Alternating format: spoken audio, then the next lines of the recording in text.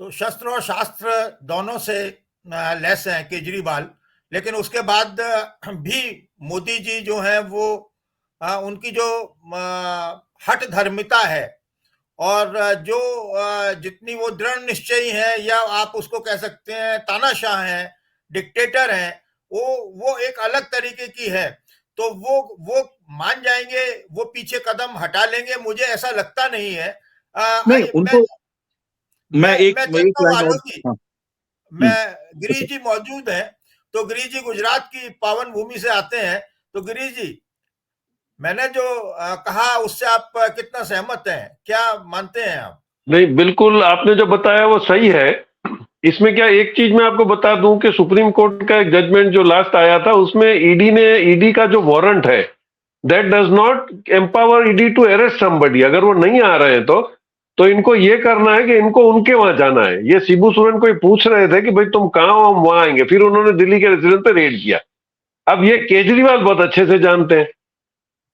बहुत कम लोग शायद जानते होंगे, केजरीवाल के एक बहुत बचपन के दोस्त हैं, वो हमारे किसी वक्त में एडिटर हुआ करते थे, तो हमारी उनसे बात होती थी। तो उन्होंने बताया था कि जब ये इनकम टैक्स में थे तभी भी ये शाम को, इनका एक बेसिक नेचर ऐसा है कि सही आदमी को परेशानी नहीं होनी चाहिए, तो ये 6 बजे के बाद वहां बैठ के अगर किसी को गलत नोटिस मिली हुई तो उसका रिप्लाई ये लिख के देते थे, और डिपार्टमेंट जैसे इनकी हैंडराइटिंग देखता था उसका केस बंद कर देता था। तो ये इनका ये इनबिल्ट स्वभाव है। तो आज हम कुछ भी मान लें कि पॉलिटिक्स, वो पॉलिटिक्स जैसे उन्होंने सर ने सही बताया कि आईआईटीएन है तो वो स्मार्ट तो होगा ही, उसमें कोई दिक्कत ही नहीं है। तो वो मजाक में ऐसे बोलते थे। मैं आपको बता दूं कि भाई वो स्कूल में किसी ने बताया कि सर ये अरविंद केजरीवाल एक ऐसा बच्चा है जो इतना शॉर्ट में जवाब दे देता है कि मास्टर भी कंफ्यूज हो जाता है। तो सर ने उसको पूछ लिया कि भाई एक लाइन में बताओ मुगल राजाओं के बारे में। तो बोले, अरविंद ने बोला कि सर उसमें से आज एक भी जिंदा नहीं है। अब वो ना गलत वो सही भी था। तो इसकी इनकी जो पॉलिटिक्स है। और अपार्ट दैट मैं आपको बताऊं, मैं आपको गुजरात का एक केस बताऊं। एक पब्लिक परसेप्शन कैसा है कि पब्लिक जो 85% लोअर मिडिल या मिडिल क्लास की पब्लिक है, जिसको अपना लिमिटेड जीने की आदत है, वो अपने लीडर को अपने जैसा देखना चाहती है। ये फर्स्ट अगर किसी ने इंप्लीमेंट इसको किया है तो अरविंद केजरीवाल ने। वो स्लीपर पहन के निकल जाएगा, लंबी बाई का शर्ट पहनेगा, स्लीपर पहनेगा, मतलब he is one of us. ये जो उसने इंप्रेशन क्रिएट किया, इससे बहुत बड़ा इसको फायदा हुआ। और एक मैं प्रैक्टिकल केस आपको हमारे यहाँ के कच्छ का बता दूं। एक वासण भाई आहिर करके, या Ahir basically the descendants of Krishna ऐसे माना जाता है, वो ज्यादातर ग्वाले हैं। बहुत ही इंटेलिजेंट आदमी, अनपढ़ लेकिन वेरी इंटेलिजेंट। तो वो एक सब्जी मार्केट में आके बैठते थे और जो भी आदमी आता था उसको बात करते थे। उसी वक्त अगर किसी ऑफिसर से बात करनी तो बात करते थे। वो एवरेज 30 या 35 हजार वोट से इस छोटी सी कॉन्स्टिट्यूंसी में जीत जाते। क्यों? पब्लिक को एक ये इंप्रेशन था, काम हुआ नहीं हुआ, लेकिन because he is one of us, वो हमको अटेंड करता है, वो हमारी बात सुनता है। ये उल्टा हो गया मोदी जी के साथ, क्योंकि ये इलेक्ट होके नहीं आए, he is the leader by from parachute.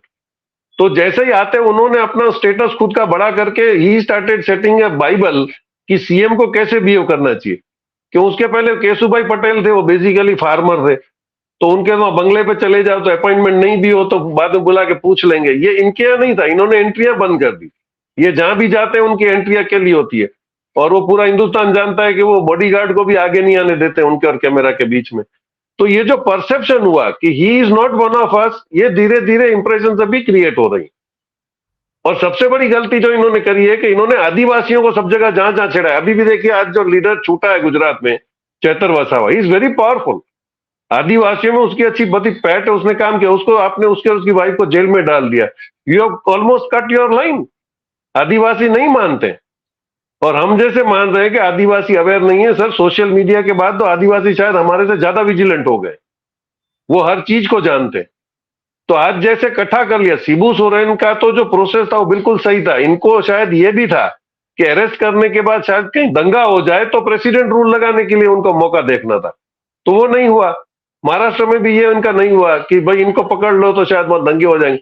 तो इनके पास जो दो फॉर्मूलाज हैं वो लिटरली अभी फेल हो रही है। तो ये कोशिश जो कर रहे हैं केजरीवाल, सही बताया इन्होंने कि उन्होंने पब्लिक में बेसिकली काम किया है, तो पीपल स्टार्टेड लविंग हिम। आपने काम पे जो लेडीज जा रही हैं, आपने उनको बोल दिया कि वो आपकी लाडली बहना बना दी। लाडली बहना का पैसा डालने से कुछ नहीं होता है। तो लाडली बहना आपका फेल हो गया। जब यहाँ पे इसने सारी वर्किंग वुमेन के लिए ट्रैवलिंग फ्री कर दिया, वो जो काम वाली जा रही थी उसका एवरेज 1,000 रुपया बचने लगा। These are the things in democracy which make you high.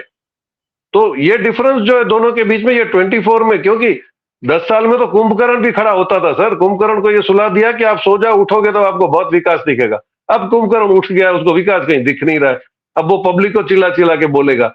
तो people have now started realising. और सबसे बड़ा फेलियर अभी बजट था, क्योंकि बजट में इस वक्त बहुत होप थी, वो नहीं हुई। आपने बैंकों के शेयर बढ़ा दिए तो बैंकों का डिविडेंड आपको ज्यादा मिल जाएगा। तो हर स्टेप में अगर आप अपना पर्सनल बेनिफिट देख रहे हो, पार्टी बेनिफिट देख रहे हो, people have started realising that. तो इसका रिएक्शन तो जरूर आएगा।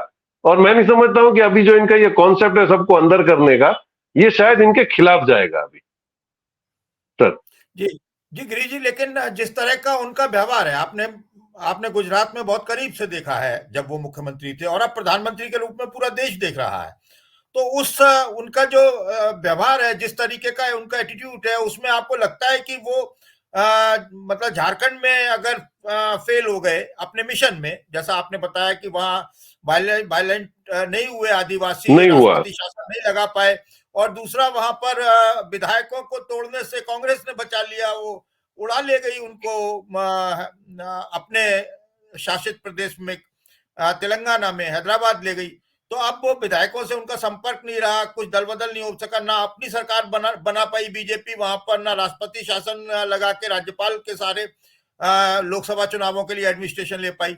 मान लिया उनका जो है मोटो जो था, उनका जो मूल मंतव्य था, वो पूरा नहीं हुआ, लेकिन उसके बावजूद भी क्या वो अपने किसी विरोधी को बर्दाश्त करते हैं क्या?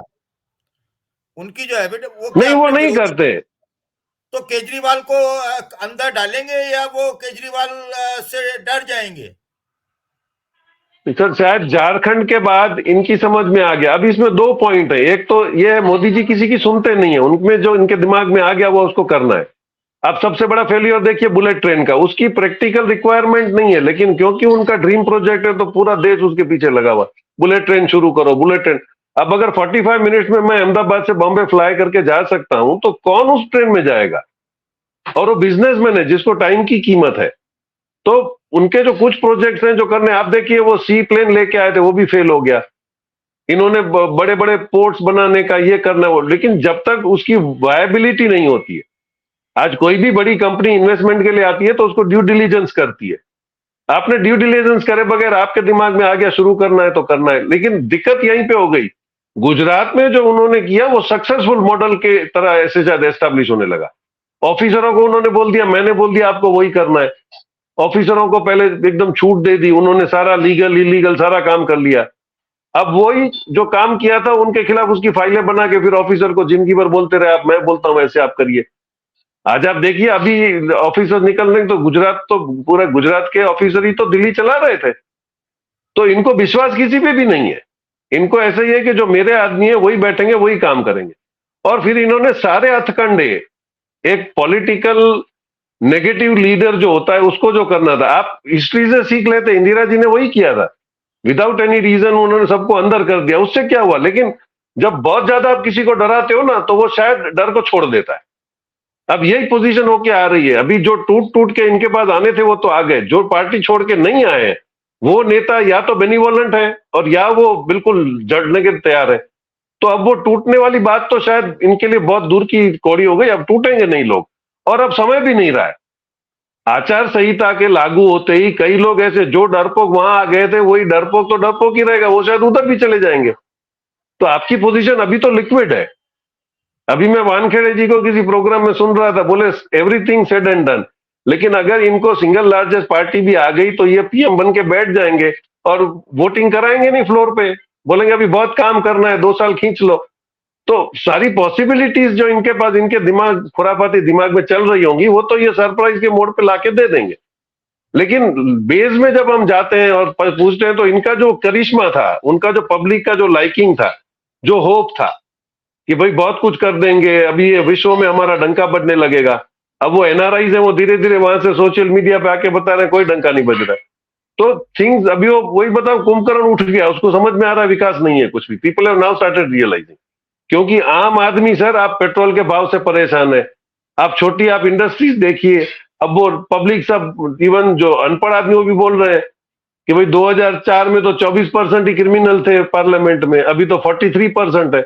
तो जो क्रिमिनल आपकी तरफ आ गए वो शरीफ हो गए, और जो वहां है उनको आप पकड़ रहे हो वो भी गलत केस करके। तो जुडिशरी अगर, गॉड फॉरबिड, अगर जुडिशरी अगर नेगेटिवेट हो जाती है तो फिर मोदी को कोई नहीं हरा सकता, ये आप समझ लीजिएगा।